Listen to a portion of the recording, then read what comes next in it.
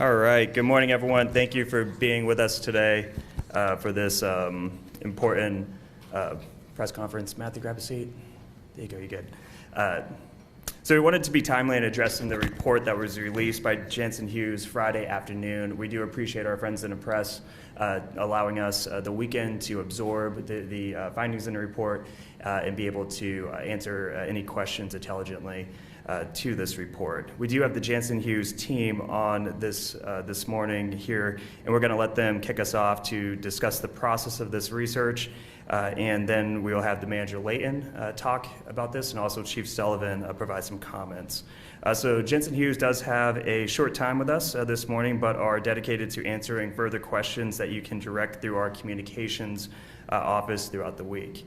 So before I have Jensen Hughes, I want to first say that I appreciate the thoughtful and detailed nature of the organizational assessment and want to thank the officers, community stakeholders, partners, and others who gave up their time to help us finalize this very important report and give us insight on how we can move forward to create the best police department in the Midwest.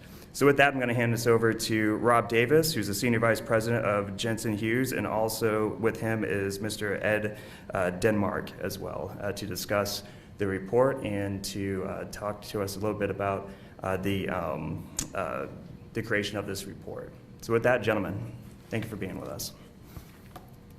Yes, thank you very much. Let me begin by apologizing in advance. I'm in an airport. If you hear some overhead noise, I'll do the best I can to try and mitigate that. But again, my name is Rob Davis. I lead the law enforcement consulting practice here for Jensen Hughes. I spent 30 years at San Jose WPD, the last 7 years as chief, and then also served as the elected president of what's called the Major Cities Chiefs Association. Those are the top 70 U.S. cities, the top 9 Canadian cities in terms of population and size, as well as at the time we had London and Manchester in that group. So again, I started doing this back when I retired about 10 years ago, and we built the practice up to the point where we've been in cities all across the country. Having said that, I'd like to thank the city of Wichita for being what I would call progressive enough to kind of seek out this assessment on their own. So there are a lot of cities we work with that are kind of under the gun because of things that happen, and they call individuals like us or firms like us and try and help them mitigate issues and things like that. But Wichita stepped up, and this was something that was done in our coalition. We're proud of cities that do that. So again, let me walk through just for a moment the process that we're using. Before I do that, Ed, why don't you just real quick introduce yourself? Can you do that? Sure. Good morning again. I'd like to echo what Rob said. It's a pleasure getting to know the folks in Wichita. I was pleasantly surprised at how open and honest the discussions were, and that really helps us go through the process of developing a comprehensive assessment. For me, a little bit of background, I have 31 years in law enforcement and policing in Massachusetts. Of those 31 years, I was the chief for 20 in 2 different municipalities. I've been working with Jensen Hughes now since 2015. I've conducted several assessments with them, ranging from issues in Louisville and the Breonna Taylor incident, worked in Minneapolis after the George Floyd incident. So we've been involved with some pretty significant assessments, and thankfully, we're not seeing the issues that we saw in some of the other places here in Wichita. So again, I look forward to explaining anything from the report that might help you clarify and see a way forward. He said, just to be brief, I realize that time is an issue here, so let me give a general overview of how it is we go about doing these assessments. When the city of Wichita reached out to us, we went through our normal process. We found out what they were looking to do, what they really wanted to assess, what kind of feedback that they wanted about certain operational issues there at the agency. So we held a kickoff call. We tried to determine who the key stakeholders were, both within the department and without the department, so that we would know when we get on the ground who we should be speaking to as quickly as we could to get a general overview of what's going on, which then, of course, would drive additional questions. So our process is that on that call, we ask for all sorts of things. We ask for general orders manuals, standard operating procedures, et cetera, especially for those things, of course, that we've been asked to focus on. Then we put our people on the ground. We get a team of people who have subject matter expertise in the areas of concern, and we actually get on the ground and we start doing interviewing. We spread ourselves out so that we're interviewing all people from all throughout the range and file of any police department, so that we're not just hearing from leadership, management, middle management, we're hearing from the people who are actually working in the detective units, on the ground, in the field, on patrol, and things like that. And we also speak to people outside of the agency, such as other administrators within the city, and as well as community members when they're identifying for where we can go to get certain pieces of information. So while we're on the ground, we begin to take a look at documents. Again, the interviews we conduct, lead us in certain directions with these we need to dig in and ask more questions about. And then we come back as a team, determine what it is we think is a highlight of what we're finding. And then again, there's another side of this where we go back and we do follow-up, as well as do the interviews on the telephone as necessary. Then we also conduct research. We say, okay, for this specific problem in any given city, what is it that we need to try and take a look at in terms of what are identified as being best practices? We'll find best practices identified by groups such as the Department of Justice's COPS office, which is the Community Oriented Policing Services office. We see them through the Police Executive Research Forum, the Major City Chiefs Association, the International Association of Chiefs of Police, and other organizations like that. So we compare and contrast what we're seeing on the ground with what we know is working well in other agencies.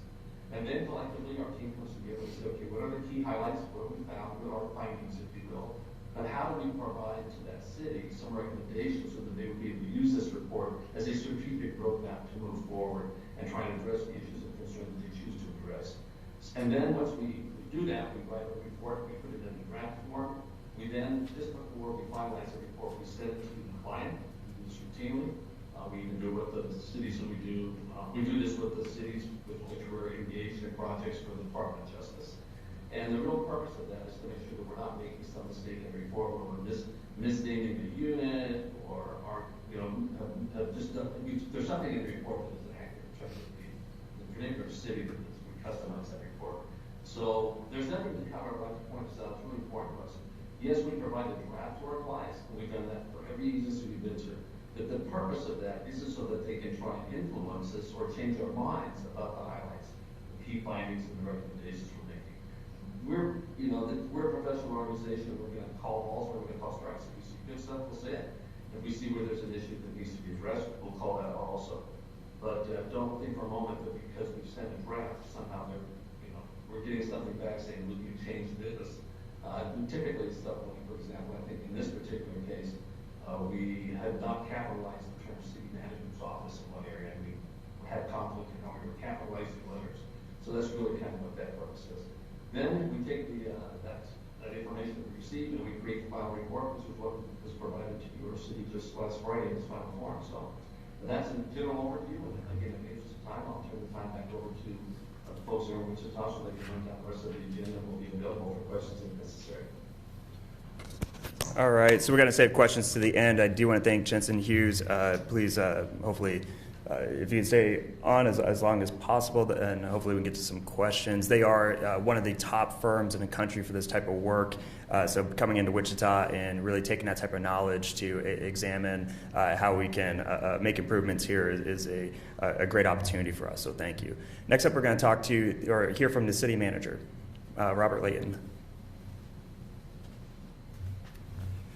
Thank you, Mayor. So that you can maximize your time with Jensen Hughes, I'm going to keep my comments really brief. First of all, I want to join the mayor in thanking Jensen Hughes for their comprehensive review of the police department's culture and structure and policies. I also want to thank the police employees that participated in the process, as well as the community members that were so important to this evaluation. Their input helped to shape the report's recommendations. The Jensen Hughes recommendations will form the framework for Police Chief Sullivan as he moves forward with new leadership for the police department.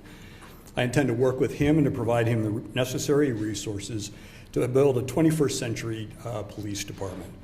Such a department will be anchored in trusting relationships with police employees and with community members. I commit to the mayor, to the city council, to the community, and to the police employees that we will implement the Jensen Hughes recommendations and that we'll do it in a transparent process. And we can talk more about that after we hear from the chief. All right. Whoa, yikes. Thanks, Bob. Sorry, I just broke one of you guys' microphones. Next up, we're going to hear from our police chief, Chief Sullivan. There we go. Thank you, Mayor. Good morning. Thank you, Mayor, members of council, Mr. Layton. I'm grateful for this very comprehensive and detailed assessment of our department that's been prepared by Jensen Hughes. This extremely well-written and well-researched report actually confirms My own personal assessment of various facets of the department in my short time here in Wichita. This report will serve as a guide and a roadmap for myself and my command staff as we continue to take the steps necessary to make this very good department a great department. I was gratified to read of the passion and desire that exists within this department to do just that, as was reflected in this report. And let me be clear, many of the recommendations in this report have or are already in the process of being instituted in terms of new training, procedural structure and policy changes, discipline, as well as the incorporation of new technology. We certainly have not spent the last 3 months in the department sitting by waiting for the report, but we certainly welcome it. And we also welcome our new HR director, Jason Hood, who will be a great assistance to me in implementing much of this report. Finally, the report definitely validates the actions we have taken and the changes we have made thus far, and will continue to serve as a guide as we continue to move this department forward. Thank you all.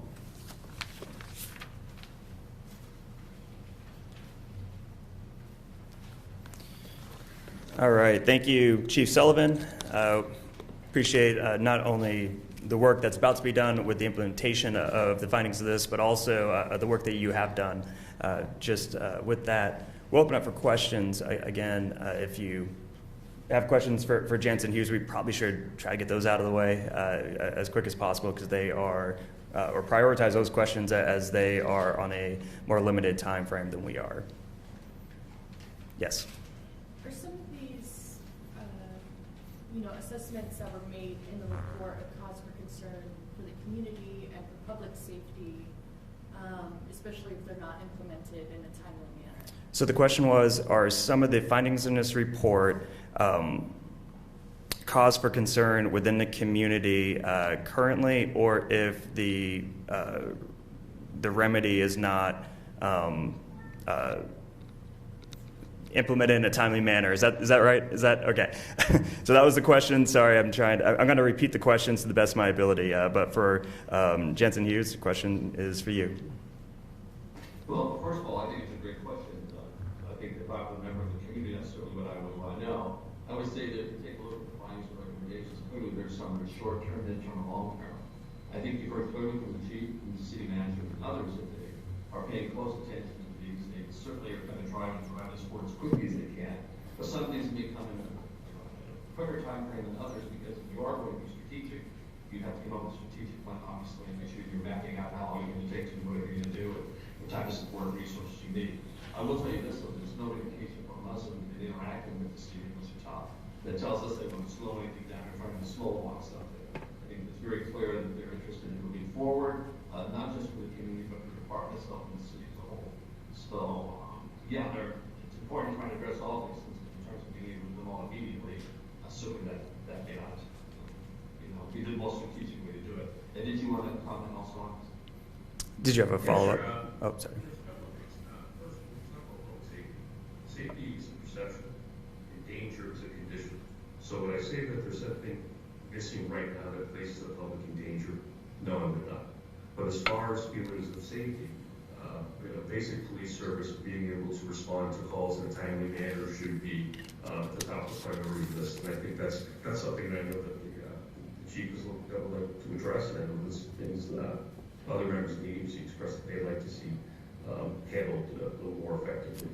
Just being able to make sure that the resources are getting to people when they pick up the phone and call should be a top priority. So as far as immediate danger, no. To enhance the public perception of safety throughout the city, I think that should be pushed to the top of the priority list. Matthew. How common is it for police union contracts to provide for officers accused of wrongdoing to review the entire investigative case against them before they're interviewed? So the question is, how common is it for police unions to be able to allow officers accused of wrongdoing to have access to the entirety of the file? Which specifically is provided for in the 2021 contract. Which is specifically provided for in a 2021 contract here in Wichita. So, gentlemen. I will tell you this, there are 50 states in the United States, and there are some states that have laws and regulations such as peace officers' bill of rights and things like this.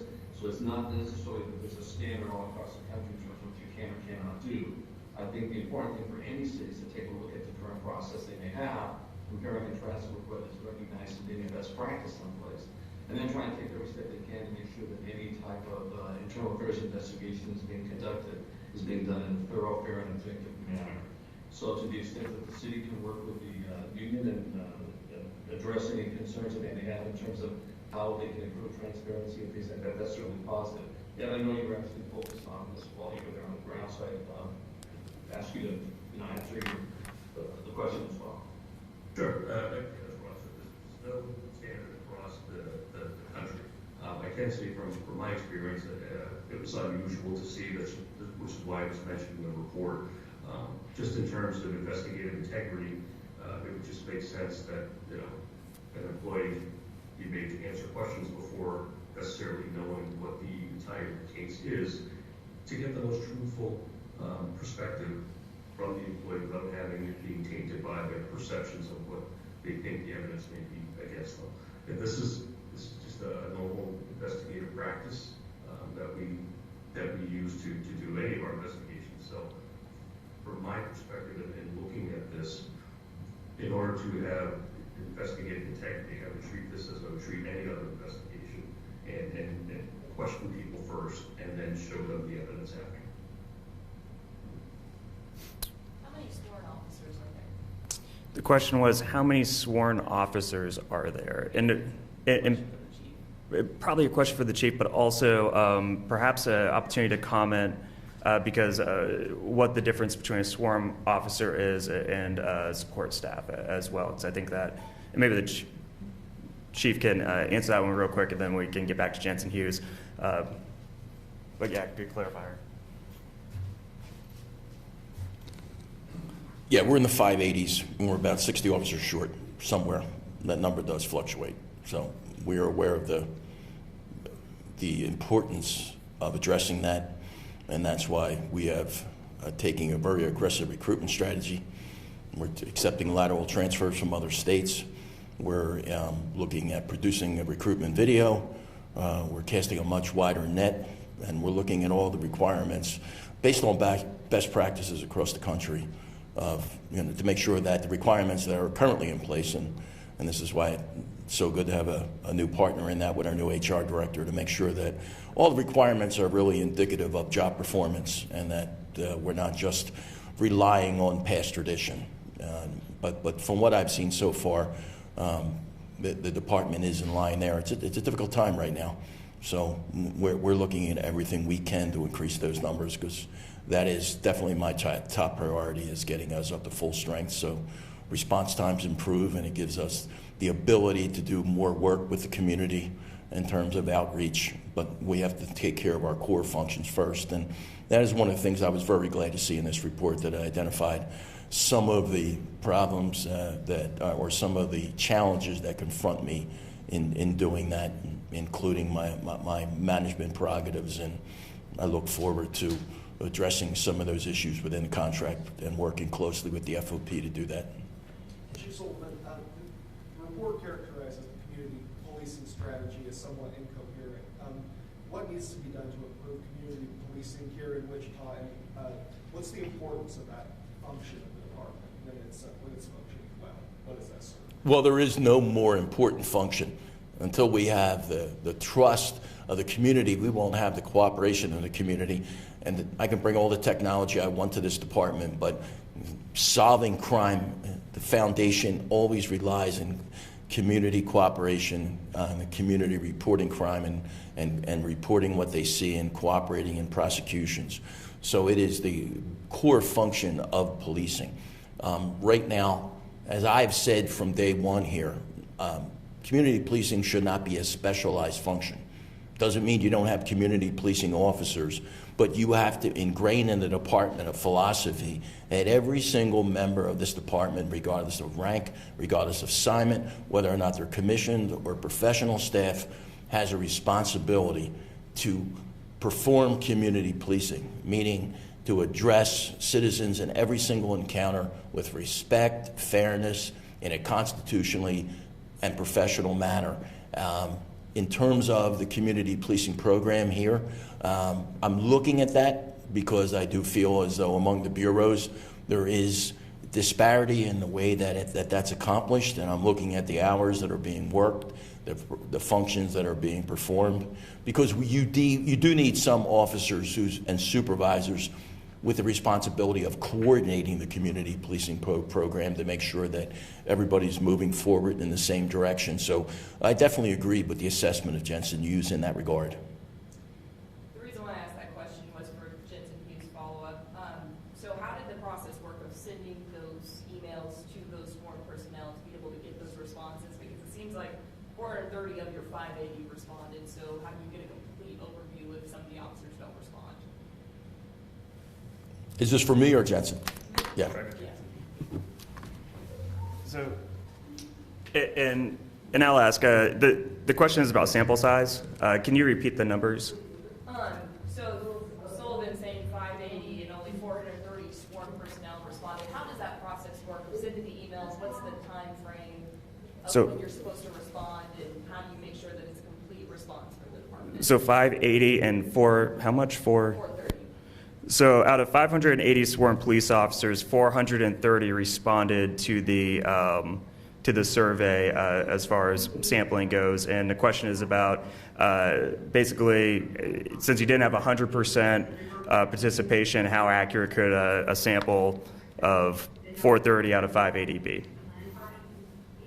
As we look at such surveys in a number of cities across the country, our academician that helps us with these surveys, Dr. Muscala, we're very happy with what it was that we got there in Wichita.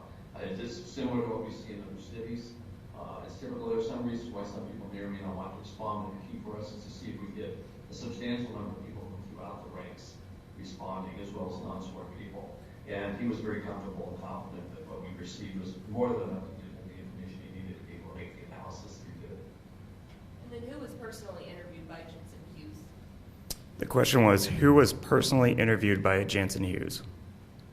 The question might better be who wasn't involved in terms of who we're interviewing. Remember, it's very important for us to talk to city administrators, get their view on things, people from other departments, leading other departments within the city.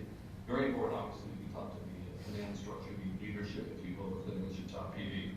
But we also need to hear from lieutenants, sergeants, officers in the street, detectives, people working in those non-sworn professional positions, as well as members of the community.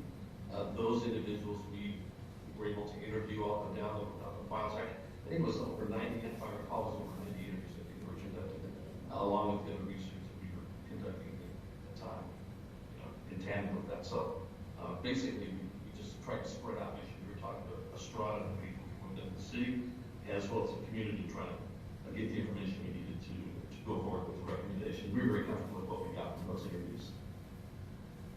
I just want to add a little piece to that as well. As far as the interviews go, they were randomly selected. So an email was sent out to all the personnel, advising them they may be contacted by members of our team to conduct interviews. One thing that we hold very dear is the fact that all our interviews are completely confidential. So they're given that guarantee when they get our solicitation for interview participation. So we can't specifically say who, but we're very comfortable stating that a broad spectrum of people throughout the agency were contacted and given the opportunity, and the overwhelming majority of those contacted took us up on the offer. I wanted to ask some questions here about this whole idea that public safety is perception. Maybe push back on that a little bit. Like, these sound like very real problems beyond perception. So, you've got detectives who don't work over the weekends, and then you've got this incredibly low morale, it seems like, throughout. How do these not affect actual crime-stopping activity? So the question is about perception, and the reporter says he's going to push back a little bit about the comment about the importance of perception when the report showed hourly, for example, the hours that a detective works might mean that they can't get to a scene on the weekends if they're not working that weekend, and therefore it's more the perception that might actually cause more real effects on community, or on policing in general. Is that an accurate depiction of your question, Chance? Yeah, more or less, yeah. Let me say this first of all, no matter which agency you go to, there will be some people who will not have something good to say about anything. There will be some people who have everything good to say about everything at the same time. It's our job to try and sift through that to figure out what really is going on within an agency that we can sustain through evidence, and then also provide that support that those recommendations that we feel are needed to move forward. And certainly, if you have a significantly large number of people working on the department and have a certain perception, that perception at some point becomes a reality. There is a reality of morale. I think the report has spelled that out. To the extent that that's true, and we believe that it is, then that's something that needs to be addressed. So I realize what the semantics would be in terms of perception versus reality. If you have a significant number of people, either within the department or within the community, who feel a certain way, that has to be addressed, because that has become their reality in some fashion. So again, the key thing for the police department or for the city to do is to try and take those things, whether they agree with those perceptions or not. They exist, they're real. People have these concerns. It's impacting recruiting. It's impacting the ability of some people who want to even perhaps promote. So those perceptions can become reality, and I think any agency across the country is going to deal with it the same way. Perception becomes real. This has been presented as a roadmap to modernizing the police department. How many of these recommendations have to be implemented for that effort to be a success? And is there going to be any sort of online dashboard or some function for the public to track those changes as they are? So I'm going to have two people answer this question. First, we'll have the experts at Jansen Hughes respond, and then we'll have the city manager respond. And the question, and correct me if I'm wrong, was this report has been basically viewed as a roadmap to creating a more successful policing department. And the question was how many or how much of this needs to be implemented for us to see the desired results. Is that okay? Yes, and then what public oversight function? And then in the public oversight function, we'll shift over to the manager for that. So just for the experts at Jansen Hughes, in your professional opinion, what percentage of this would it all need to be implemented in order to get the desired results, or is there, I guess, a percentage that would need to be implemented for us to get the desired results? Well, certainly, from our opinion, we would believe that the overwhelming majority of those probably needed to be pushed forward if they were going to have success. But remember, every city's different. There's not a single city in this country that's exactly the same. There's no cookie-cutter approach you can take to this type of thing. The city staff and the leadership of the police department need to look at those findings and those recommendations to say, how are we prioritizing those? How do we want to make sure that we're identifying them in terms of short-term, mid-term, and long-term efforts we're going to try and make to change things? So what's really key is that they take those objectives or those recommendations and turn them into quantifiable things so that they're measurable objectives. So what we see, for example, in some cities that they'll take the report, use it as a strategic roadmap. Some of them will actually use it to create a written 5-year strategic plan, 3-year strategic plan, something like that. Others will take those recommendations, divide them up into kind of categories or groups, like maybe it's training, maybe it's morale, whatever the case may be, and then they will create smaller committees that have a leader, if you will, champion of that type of thing, and they'll take those recommendations, turn them into measurable objectives of what they need to do to achieve those goals, and then put time frames to them, and actually have like a task force going on, where they'll have bi-weekly meetings or monthly meetings, whatever it is they can do to try and address those things, bring those efforts to try and make sure they're driving as much of that forward as they can. I think it's important for the public to know they're doing that, to see that they're doing that, and to the extent that they can report out either on a certain time frame basis at the beginning, maybe it's shorter time frames, 1 week or something like that. But you also can see those if you're producing an annual report in terms of what kind of progress you're making. So yeah, I've seen some agencies they'll create a dashboard, for where they are. They get a red light, a green light, or a yellow light, depending on what they're doing. But the key thing is that they're doing something that works for them to move those recommendations forward in a measurable way so they can track their progress. Thank you, Mayor. Matthew, that was a great question. We do intend to do a dashboard that we'll share with the community. You have to remember, we just got the report on Friday, so our thoughts are just developing on how we'll go forward. But what Jensen Hughes outlined in terms of a process that's been followed in other communities makes sense, I think, to us. The chief, Jensen Hughes, and I will spend some time talking about what they perceive as some of the top priorities, what the chief sees as top priorities, and we'll try then to assign timetable and responsible parties for that in the dashboard and in our follow-up work.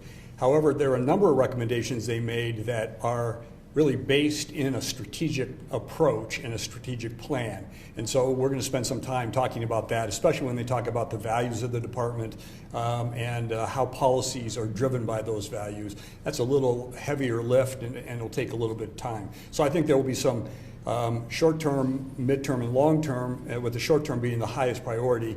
The midterm and long-term may require us to do, whether it's additional work inside the department, work with other departments, work with the community, or task forces. We're not quite sure at this point, but we will dashboard all of the recommendations. So will you guys be And I working just- together in the Can I just long follow? I just wanted to follow up real quick with the chief statement. I want to let folks know that there are some cities we go to that when the findings and recommendations come out, you can tell it's going to be a really tough struggle for some of them to move those forward. You can even predict what kind of resistance you're going to get from some of those entities. And I just think it's important to underscore the fact that while we were interacting with the folks here in Wichita, two things. First of all, there is the internal talent and capability to be able to move these things forward. And we didn't sense that there was resistance coming to any of this stuff. We were very grateful for the professional attitude they took as they were interacting with us in terms of what they were planning on doing moving forward. So, I think your chief has stated it. Planning on moving forward, your city manager supported it, and I think he has the support of the city council and the mayor to do that. So my confidence in this was refreshing for us to hear the approach that they plan on taking with this. That's not always the case in your city. And if I could just follow up on that quickly. Again, I think dashboards and such, with holding people accountable for getting things done are highly appropriate.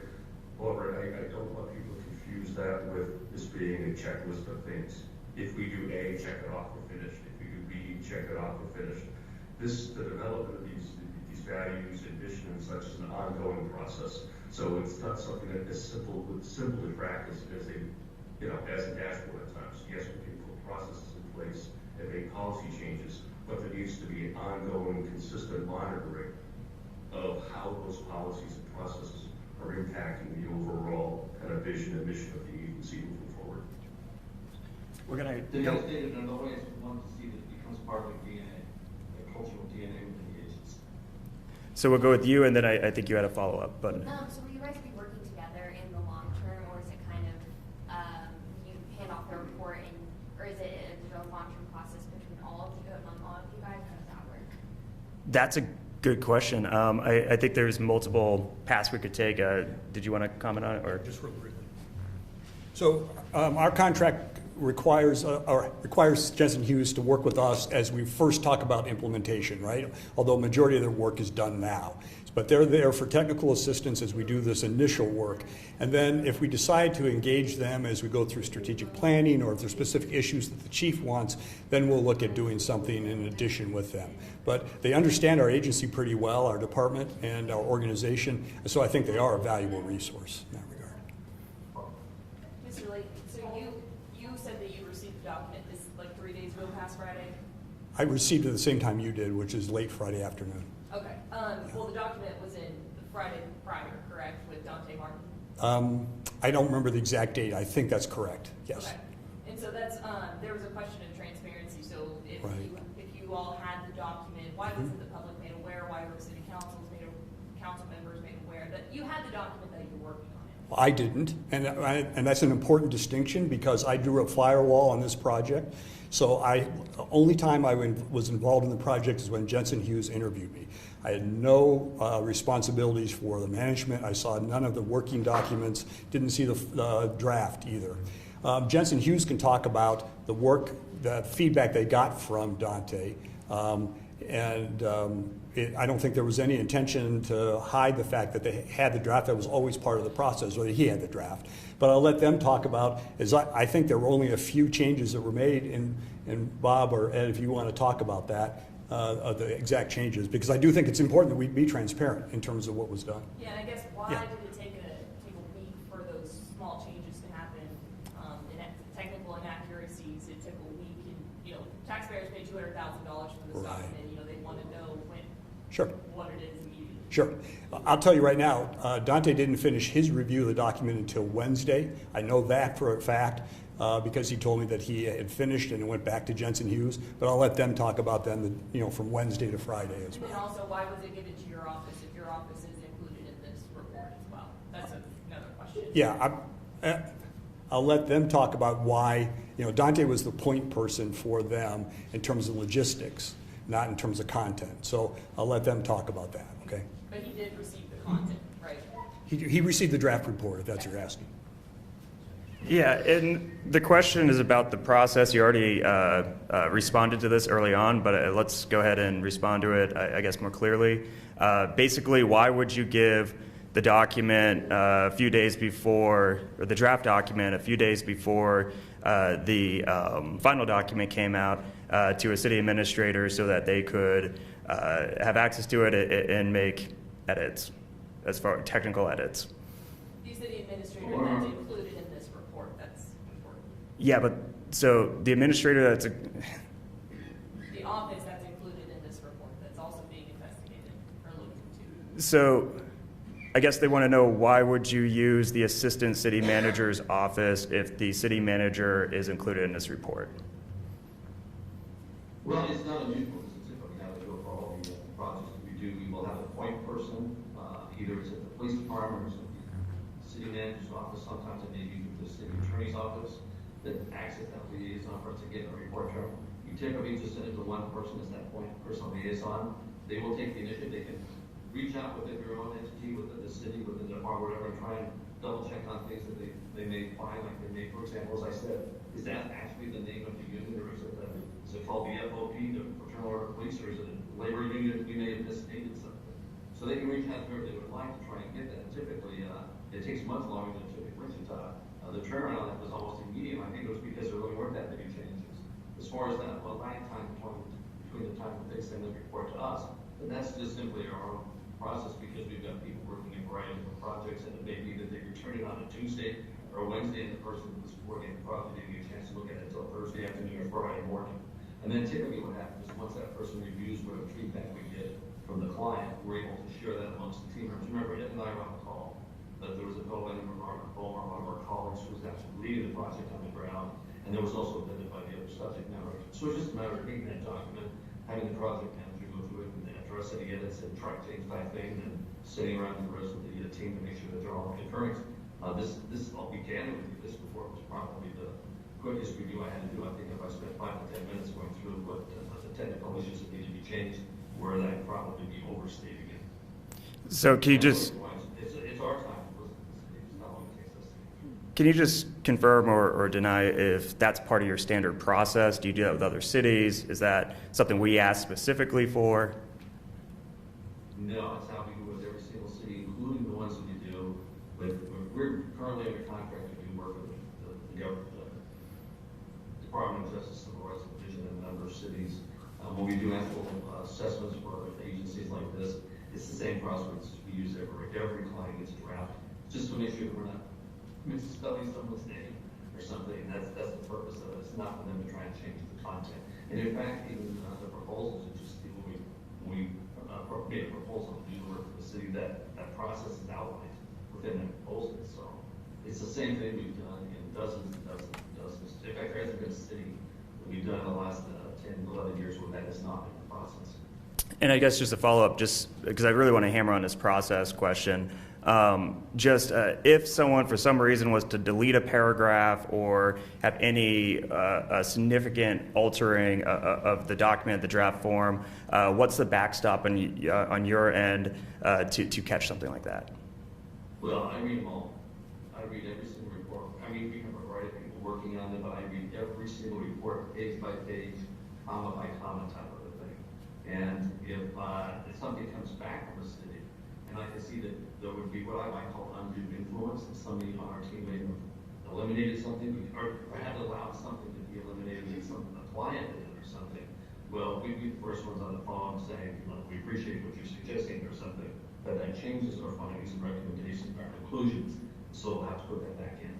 So as I made very clear at the beginning, we call balls, we call strikes, if something good is going on, we'll say it. If we have a feeling that if our findings that something needs to be addressed, we're not going to change it. So you can correct spelling and those types of things, but we won't change the outcome of what it's we found or on the ground. That's what you hired us to do, and that's what we did.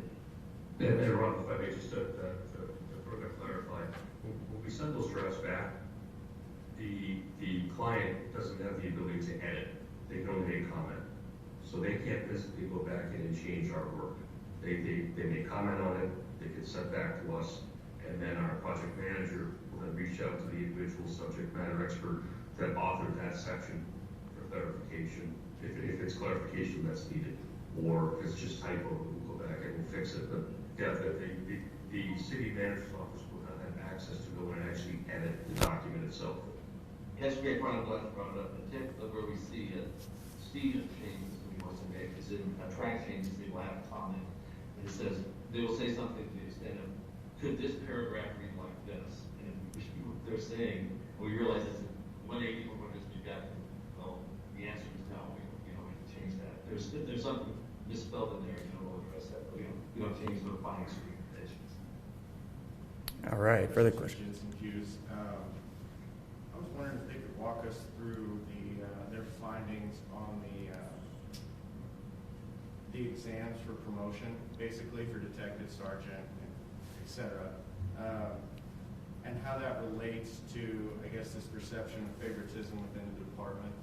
So the question was, can you expand on your analysis of test scores and how does that pertain to what was it? Sort of this perception. The perception of favoritism. And pushback against DEI efforts and things like that, as mentioned in the report. We'll flesh that out for us. And pushback against DEI efforts. How your analysis of our test scores play into that. And I'll go ahead and let you take the first shot at that. Sure. So again, perceptions here. So here, the perception of the process as written implies, okay, we understand this is a policy and this is in the FOP contract. So it's not the process itself that we have a problem with. There's a perception that people are treated differently throughout the process. And where that perception comes into play is through the oral board assessments. So there's a perception by some that the oral boards are stacked against people. Again, we weren't involved because we have the scope of our process to investigate any of these individual claims. But the theme came up so often that we thought it's worth mentioning because it has an impact on culture. More than a handful of times, people during the course of our interviews would say things like, well, with our efforts for DEI, we're putting unqualified people in positions. And then we push, I was involved in some of these interviews and push back and say, well, what makes you believe that? And they couldn't offer anything substantive to say that this person doesn't have the requisite education or whatever. They really were standing on the point that they feel like there was too much flexibility in the process, and that because there were no set standards to measure that by, the perception could be that people that were given positions didn't necessarily qualify for the role. So that's why the recommendations look, let's clarify process, let's document and publish that process, and then we can hold up any candidate that's brought up for a position to those standards to ensure that they meet the criteria necessary to perform that job function. And that way, again, overall, we can take away some of those feelings of impropriety that may have existed, either real or not. The feeling is there, so it needs to be addressed. Total, got 5 minutes left. Did you, Jensen Hughes reviewed a lot of many, many documents and heard anecdotal accounts of some officers who said that they felt that they were treated differently with the Professional Standards Bureau. Basically, if you were on an in crowd, you could get something dismissed, or otherwise it would be taken more seriously. Did you find any evidence that there is actually discipline that's being handed out inequitably at all in the department, or is that outside of the scope of what you actually? So let me see if I get the question. Back on the line of perception, the report showed there's a perception that folks who are disciplined differently. Some go through the professional standards, and this is my understanding of your question, the perception is if you are well-liked, then you go through an easier path for discipline. And your question is, beyond that perception, was there documentation to support that? Did you review any documents to support that? Is that accurate? Yeah. Okay. Gentlemen. I just think with all the background noise I have here, I'll let you take this so they're not being pulled over. Sure. Again, those people scope of what we're doing. And as you can imagine, we interviewed over 90 people, and everybody has a story. And so each and every one of those instances where someone claimed impropriety or lack of trust or faith in the process would have taken, weeks or months of investigation to dig into. Again, it was beyond the scope of what it is that we were trying to do here, because whether or not it happened or not, the fact that being rose to the top of the pile so often means it's something that needs to be addressed, whether or not it was actual evidence or not. So that, again, beyond our scope, but we're confident with the recommendations that were made, some of these things can be addressed to help to mitigate that perception. Right. Just remember, to the extent that you have written standards, that's at least create some type of guardrails there. So people feel like when they're engaged in the process, they okay, this is the rule, this is what's happening. But when it's too nebulous, when there aren't these standards, there aren't some protocols to say here are the things you need to do or not do, or standards you need to set. There aren't any guardrails or any types of parameters to this. It just opens yourself up to those types of feelings. So, that's again part of the progressive perceptions is creating the standards so that everybody knows exactly what the lay of the land is, and they feel more confident, secure. They get turned down for stuff and they understand why. Questions about confidentiality. You mentioned some stakeholders, including officers, maybe expressed some concerns about improprieties. Are you in a position to report that to someone else, or is that something you have to keep confidential? What are the boundaries there? Can you just come up and ask that question for the interest of time? They may have heard. Were you guys able to catch that question? Okay, thank you. Again, I think you'd like to pay a hack at it, get real busy.